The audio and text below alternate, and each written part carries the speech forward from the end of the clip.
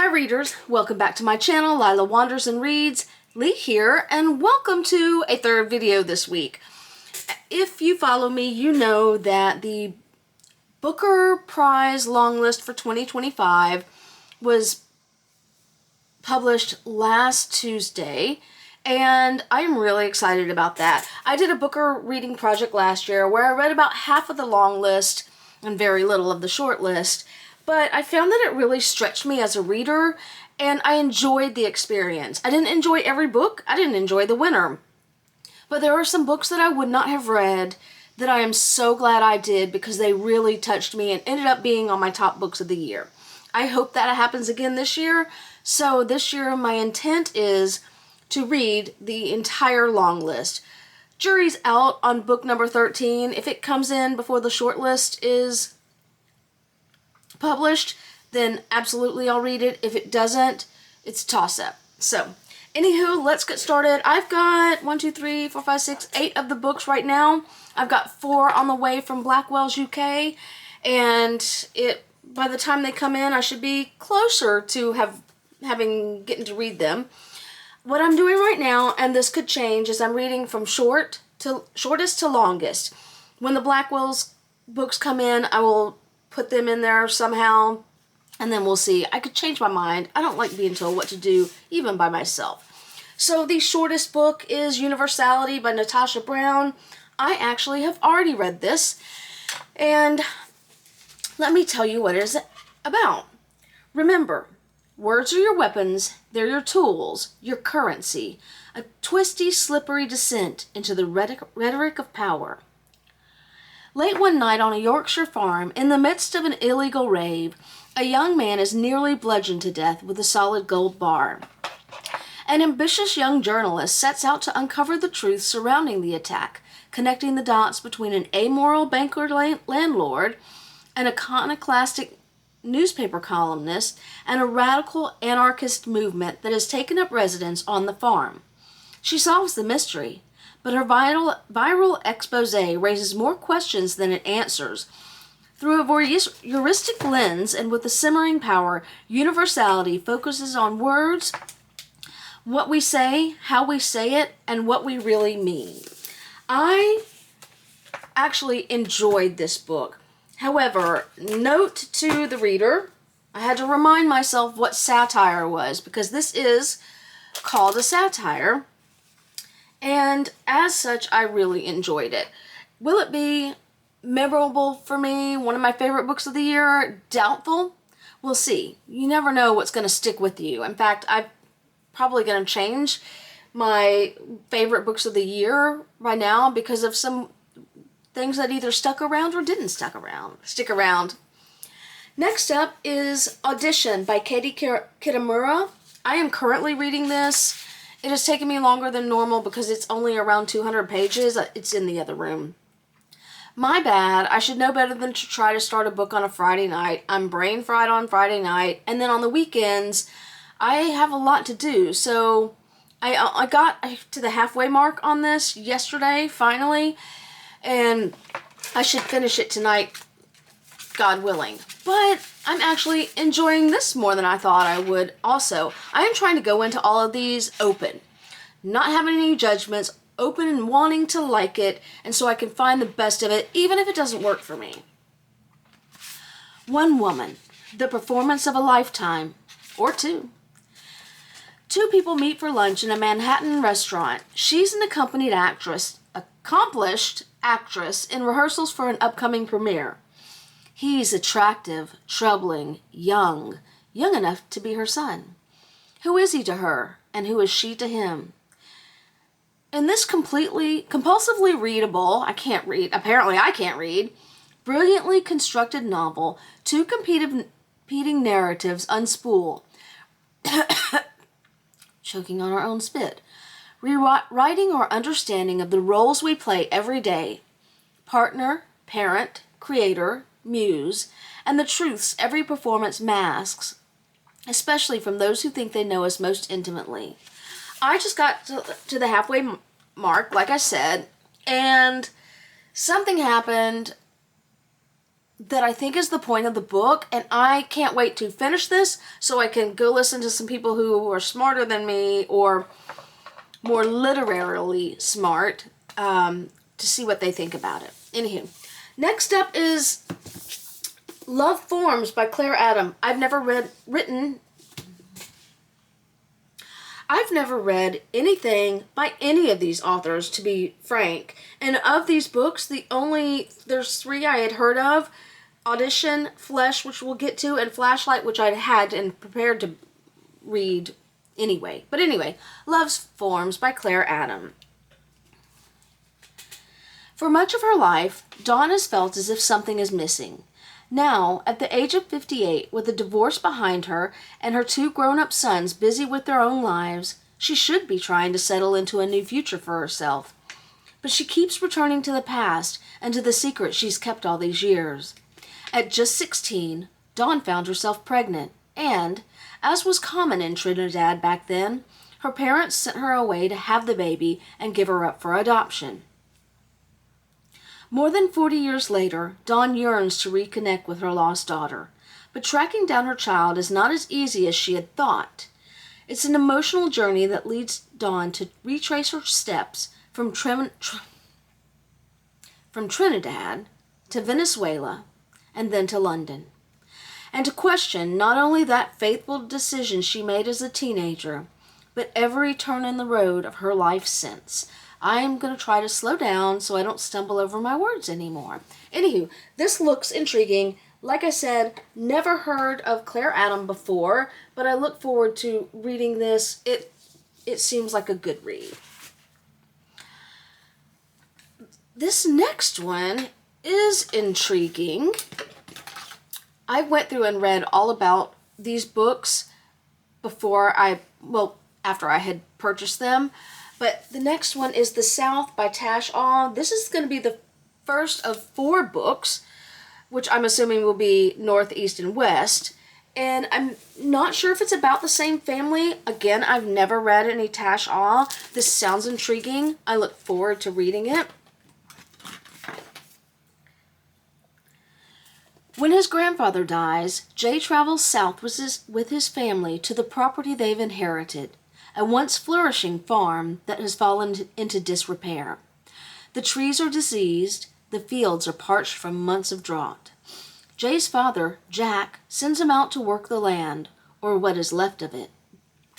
Over the course of the hot, dense days, Jay finds himself drawn to Chuan, the son of the farm's manager. I love queer fiction, who is different from him in every way except one. Out in the fields and on the streets in town, the charge between the boys intensifies. Inside the house, the other family members begin to confront their own secrets and regrets. Jack is a professor at a local college whose failures might have begun when he married his student, Su Ching. Su Ching does her best to keep the family together, though she too wonders what else her life could have been. And Fong, the farm's manager, refuses to see what is. Chuan, the land, the global forces that threaten to render his whole life obsolete. I'm looking forward to this one. I'm looking forward to reading all of them, some more than others. I had trepidation about Audition and Universality, but going in open, they seem to work for me, even if I did not love them. I liked them and appreciated them. But I'm looking forward to reading this. I think it's going to be touching.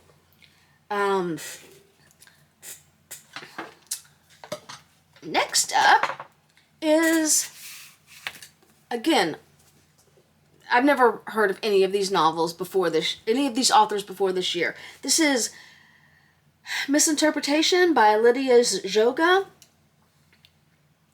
I'm looking forward to reading this as well, although not as much as the next book, and I'll tell you why when we get there.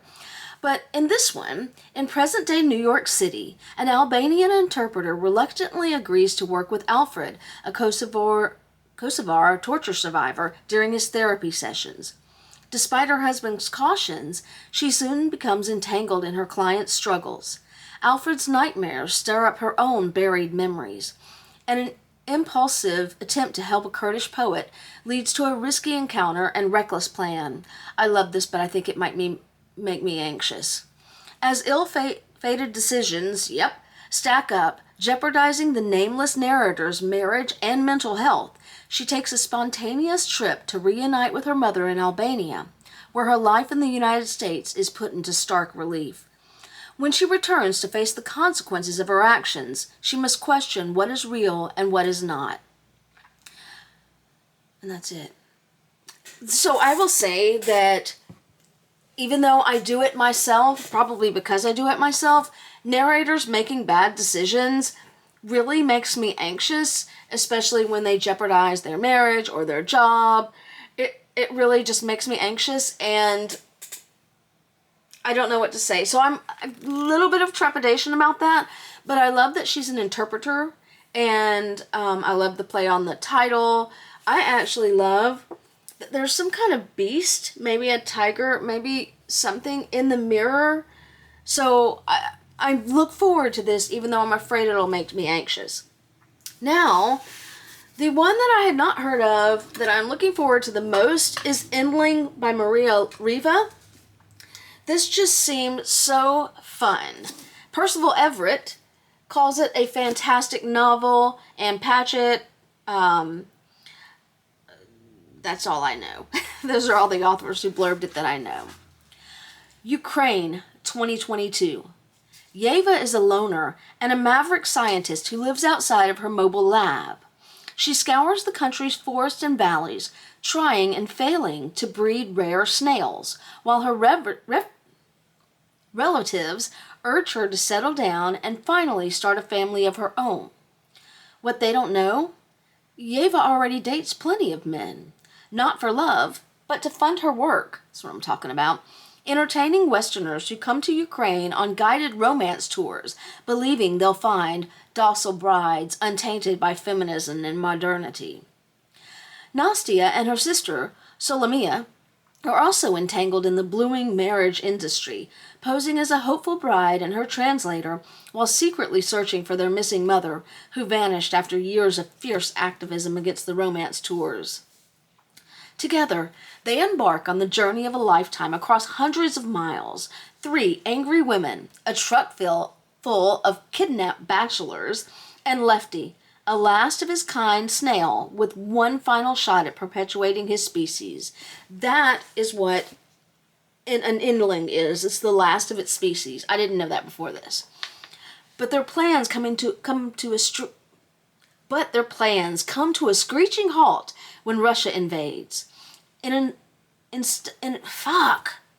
a stunningly ambitious and achingly raw metafictional spiral, Endling brilliantly balances horror and comedy, drawing on Riva's own experiences. As a Ukrainian expat, tracking her family's delicate dance of survival behind enemy lines. As fiction and reality collide on the page, there's the turn here, see? Riva probes the hard truths of war.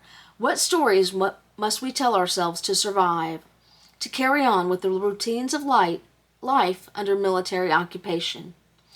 And for those of us watching from overseas, can our sense of normalcy and security ever be restored, or have they always been a fragile illusion? I'm here to say they've always been a fragile illusion. I am looking forward to this so much. I really can't wait to get to it. But I'm going to stick with my shortest to longest for now. But this one, I think that this journey is going to serve me well, the shortest to longest. Because I'm already seeing some things in here that harken back to universality and to audition. It's almost like a unnamed theme.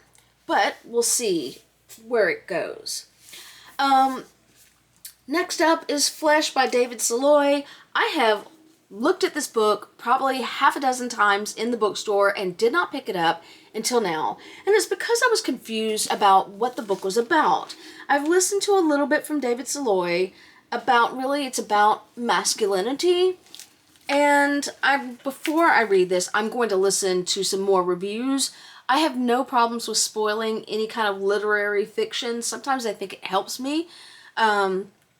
understand and not toss aside the book because it's not entertaining enough. I don't mind having to work for something. Wrong glasses. Teenage Istvan lives with his mother in a quiet apartment complex in Hungary. I love that this is multicultural too, and the Booker Prize usually is, but I love going to other countries. Ukraine, now Hungary. Shy and new in town, he's a stranger to the social rituals practiced by his classmates and is soon isolated, drawn instead into a series of events that leave him forever a stranger to his peers, his mother, and himself. In the years that follow, Istvan is borne along by the goodwill or self-interest of strangers, charting a rocky yet upward trajectory that lands him further from his childhood and the defining events that abruptly ended it than he could have possibly imagined. A collection of intimate moments over the course of decades, Flesh chronicles a man at odds with himself, estranged from and by the circumstances and demands of a life not entirely under his control, and the roles that he is asked to play. See, harken back to Audition. Shadowed by the specter of past tragedy and the apathy of modernity, Istvan's days hurtle forward until sudden tragedy again throws life as he knows it into jeopardy. Spare and penetrating, Flesh traces the imperceptible but indelible contours of the unresolved trauma and its aftermath amid the precarity and violence of an ever-globalizing Europe with incisive insight, unyielding pathos, and startling humanity. So still, I look forward to reading that. I feel like sometimes I've been really critical lately of the summary of books because sometimes the summary doesn't match the book at all. Like, it'll have minor details that are not right or skim over something entirely. Whereas if I had read about that, I would have picked the book up right away. Anywho, the last book I want to talk to you about is the last one I have. Largest one so far, probably not the longest. I think the 13th book is the largest. This is Flashlight by Susan Choi. I have had this since it came out. I bought this. It seems intriguing. I can't wait to read it. It is a big, it's a chunker though. It's got, well, I mean, it's not too chunky. It's only 400 that's acknowledgments. So less than 450 pages. That's doable. It's not like 1,000 or 800. One summer night, Louisa and her father take a walk on the breakwater. Her father is carrying a flashlight. He cannot swim. Later, Louisa is found on the beach, soaked to the skin, barely alive. Her father is gone. She is 10 years old. Louisa is an only child of parents who have severed themselves from the past. Her father, Sirk, is Korean, but was born and raised in Japan. He lost touch with his family when they bought into the promises of post-war Pyongyang and relocated to North Korea. Her American mother, Anne, is estranged from her Midwestern family after a reckless adventure in her youth. And then there is Tobias, Anne's illegitimate son, which must be her reckless adventure, whose reappearance in their lives will have astonishing consequences. But now it is just Anne and Louisa and Anne, adrift and facing the challenges of ordinary life in the wake of a great loss. United, separated, and also repelled by their mutual grief, they attempt to move on, but they cannot escape the echoes of that night. What really happened to Louisa's father? Anyway, that looks really good. Every time I read about one of these books, I look forward to reading it more, but I am trying to pepper these with some lighter books. That way I don't burn myself out on the Booker Longlist. So after I read Universality, I read not rom-com, a kind of romance, short romance by Kristen Hanna that was written 20 years ago. That I actually got angry thinking about it. Anywho, starting to get angry again. That's not the point. That's not why we're here. But anyway, that book, hating that book so much, made me appreciate Audition ever so much more. So after Audition, I will find something light, hopefully a good light, and then move on from there. Anywho, that is my plan for the Booker Prize Longlist. When I get my UK books in, I will do another video on them. If you've read any of these or want to read any of these, I'd love to hear from you in the comments.